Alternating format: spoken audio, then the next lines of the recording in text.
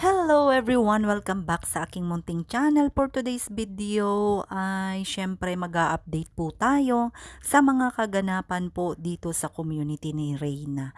So, sa kabila po ng mga kabilaang pangbabatikos dito sa community ay nananatili po talagang nagkakaisa ang Reyna Best Team Ever, Reyna's Community at Team LMG. Ika nga ay napakaraming usap-usapan na wag daw nga pong maniwala ang mga supporters ni Reyna dito po sa ating community. Ngunit hindi po nagpapatinag ang mga supporters ni Reyna at patuloy po nga tayong nagkakaisa dito at dumadami lalo ang mga advocacy natin dito sa community ni Reyna.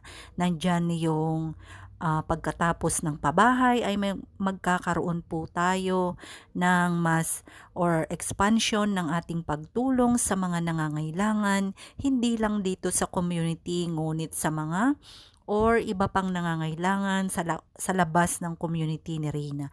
Kaya naman looking forward ang lahat na magkakaroon nga tayo ng malawakang pagtulong sa nangangailangan. Kaya naman maraming salamat pa rin po sa lahat ng mga solid Reyna supporters na hindi po iniiwanan ang kwento ng buhay ni Reyna, at sana po kahit anong mangyari ay nandyan pa rin tayo nagkakaisa, nagmamahalan, at higit sa lahat ay naninindigan kung ano man po ang naging plano natin, lalong-lalo na dito sa pabahay na hanggang ngayon ay kabilaan pa rin po ang ating mga bashers, ngunit hindi naging hadlang ang ito na hindi po tayo magpatuloy sa ating mga layunin dito sa community ni Reyna.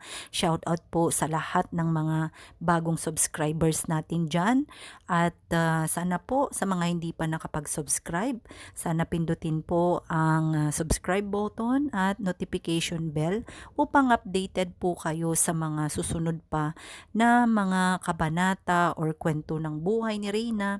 And of course, shout out po kila Ma'am Candy, Tita 1M, at Ma'am Irish, at sa lahat po ng members natin sa Reyna Best Team Ever at lahat ng Reyna's Community Team LMG.